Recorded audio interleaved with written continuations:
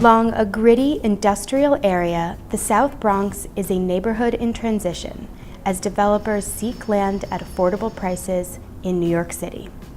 During the first half of the year, investors pumped more than $1.4 billion into Bronx real estate. More than 40% of that investment was in the Southwest Bronx. Walking around the neighborhood, it's hard not to stumble upon new restaurants, bars, and housing.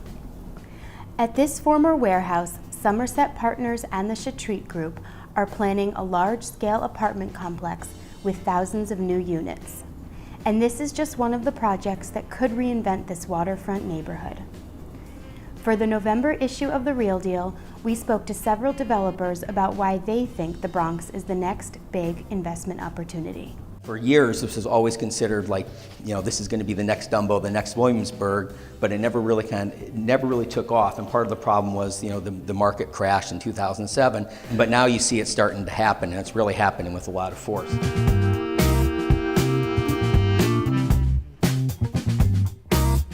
So you're on the 7th floor of 2417 3rd Avenue in the Mott Haven section of the Bronx. This floor is 22,700 feet. It boasts 12-foot high ceilings, and as you can see, tons of light and air, and views on all 4 sides. The building is set up and to be designed for commercial tenancy, and we're really catering technology companies, media companies, makers, and a lot of artists and galleries are looking at the space as well. We think the Bronx is the next hot area. It's very close to Manhattan. The 3rd Avenue Bridge is right over here. People are looking for value and unique opportunities, and we think this affords both.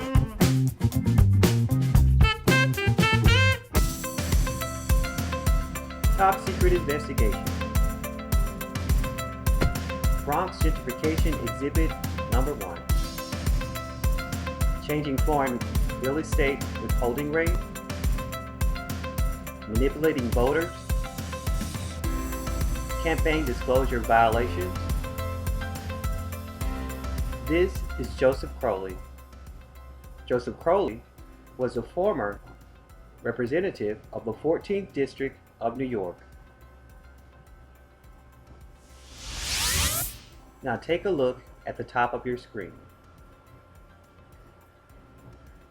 For this exhibit, you will be able to see what or why Joseph Crowley is no longer the representative of that 14th district.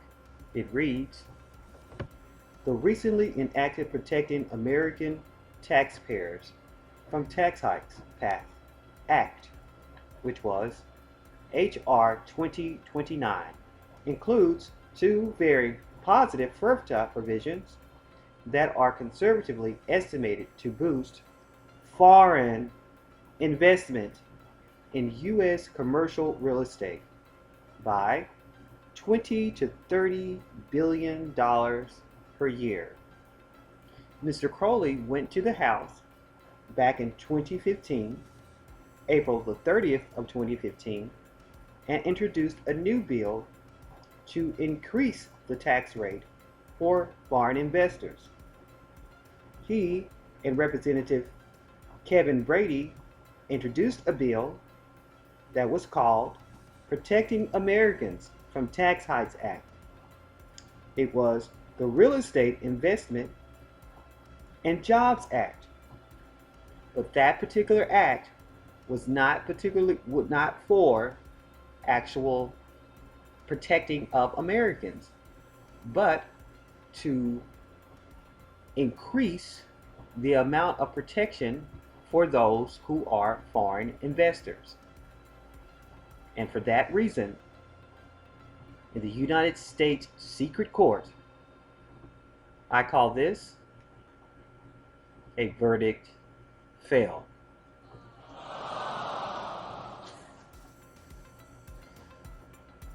Later in this video, you'll see our special guest and what happened in New York due to what Mr. Crowley involved himself with.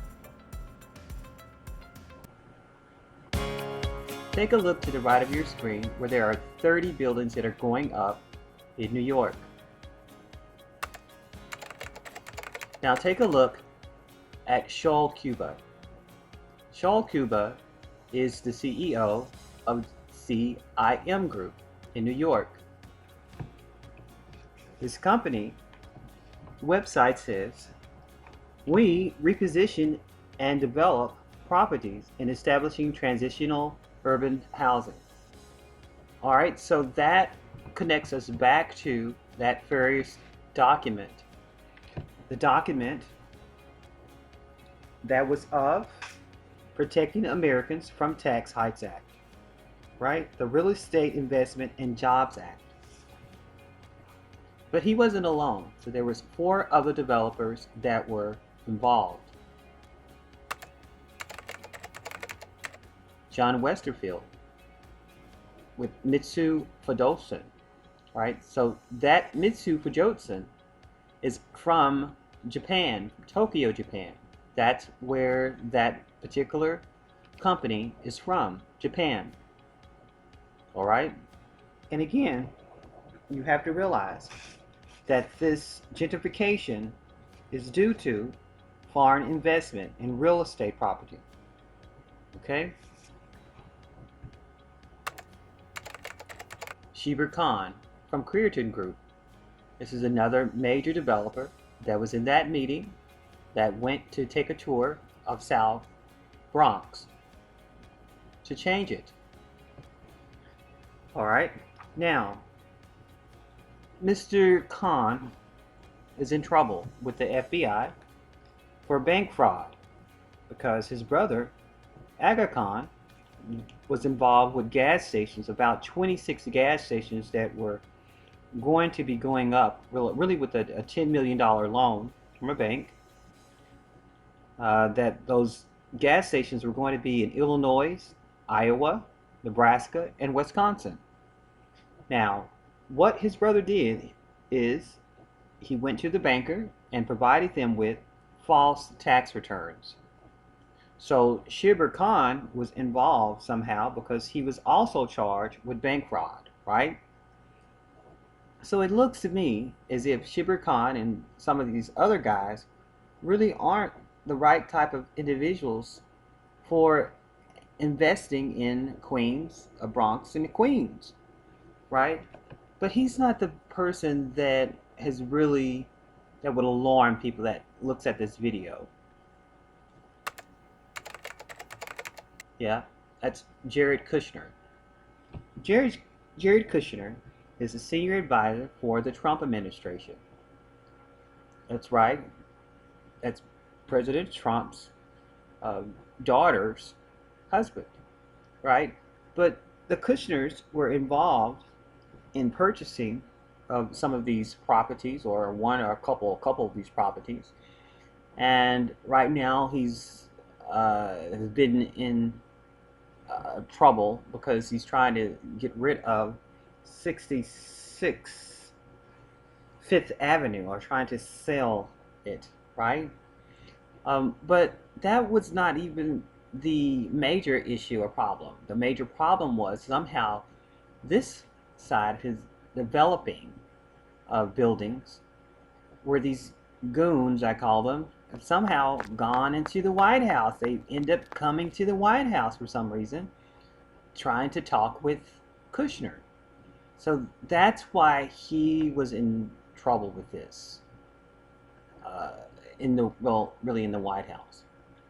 But from what I'm seeing, it looks like Joseph Crowley set all of this stuff up because he's the one who went to the House of Representatives and had the bill for the Foreign Investment in Real Property Tax Act of 1980, which is FIRPTA. He had it changed, right? That was at the very beginning of this video. All right. So basically, what you have are 30 developments that is going up in Long Island City, or what they call it, Long Island City. But what you have is 30 buildings going up in a small amount of time frame. And during that time frame, Joseph Crowley was taking this to the floor.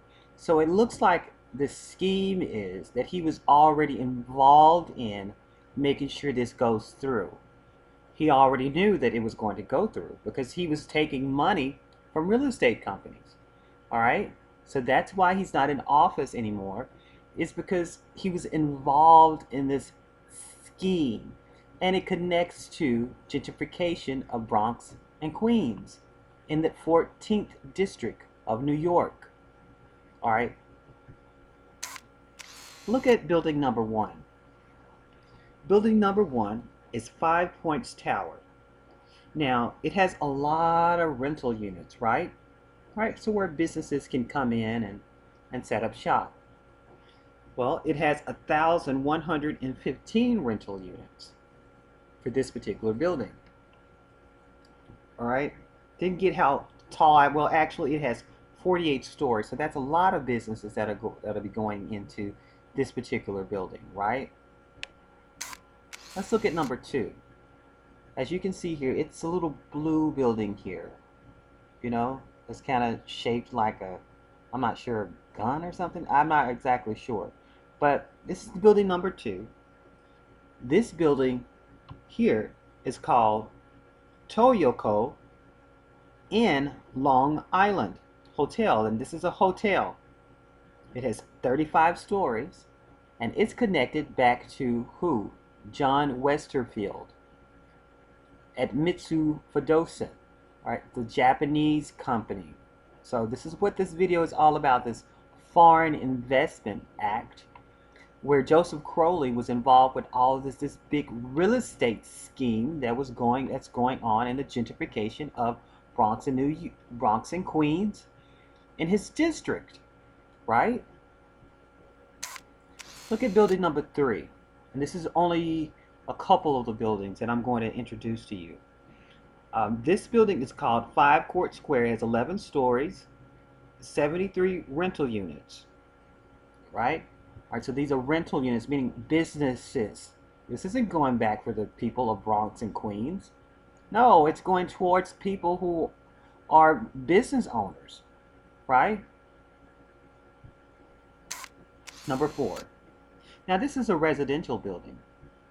It has a really wonderful, sleek, modern design. It looks really nice. But people, this particular, the residences here, it's like over $1 million to live here, right? So in that particular, this number 4, the building name of this building is, or what it's been recorded as 4320 24th Street Residential. All right, so that's what this building is. But people can't afford that. Now, that very first document is important. That very first document says that if you are an individual that purchases something in this new real estate district, if it's over $1 million, you will have to, you still will not receive the 15%. Well, people, these guys don't have to worry about that because they're not going to live here, you understand? They're not going to live in these places. They don't live here, so therefore they get a 15% withholding. That's what the bill did.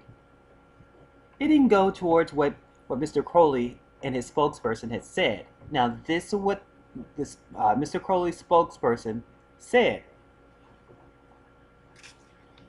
It says these 30 buildings, or these real estate, this scheme, is going to strengthen the economy. It's going to spur growth, and for the most part, it probably would spur growth, you know, financially, and support union jobs. Yeah, with construction jobs. Yeah, it's probably going to do that.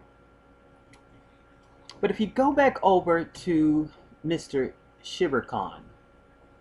Mr. Shiberkhan is in a lawsuit with this little, you see this little red square here, or what have you, this little shaped building here. He's trying to sell that building because he's a con artist, okay? He's a con artist. He's trying to sell it, and the reason that he's trying to sell that building is because he's going to be out of $10 million, right? For this fraud, this bank fraud stuff.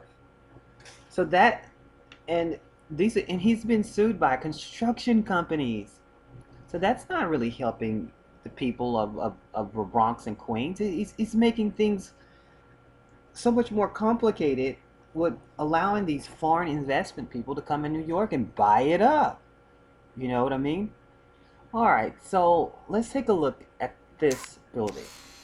Oh, this building is 4325 Hunter Street. Is 50 stories, 974 rental units. Rental units. Rental units is businesses, people. When businesses go into buildings like this, like number 1 and number 3 and number 5, they have their own employees. That's not going to give people a job in Bronx and New York and Queens. No, they're going to bring their own people. They're bringing their own people. But see, the only people that win in this situation are people like Joseph Crowley, these real estate developers, and big real estate companies. Not the people. But see, because the residential tower here, if they were to buy something over $1 million in this particular building, their taxes will go, their withholding would go down. Meaning that they are not going to receive much money from it. But they do. These people here, some of these con artists. Alright?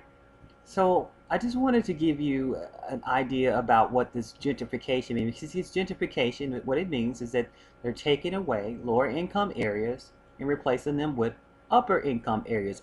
In and around these buildings, things are changing and will continue to change because these wealthy people are coming into the Bronx, or South Bronx really, and Queens, and taking over so that middle class people will enjoy all of their luxuries and things that they can afford. So the rent in those areas will go up, right? And the prices of things will go up. There will be stores in these areas that will be so expensive that the people that live in Bronx and Queens can't afford it.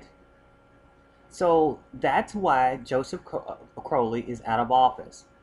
But he's not the secret guest that I have for today.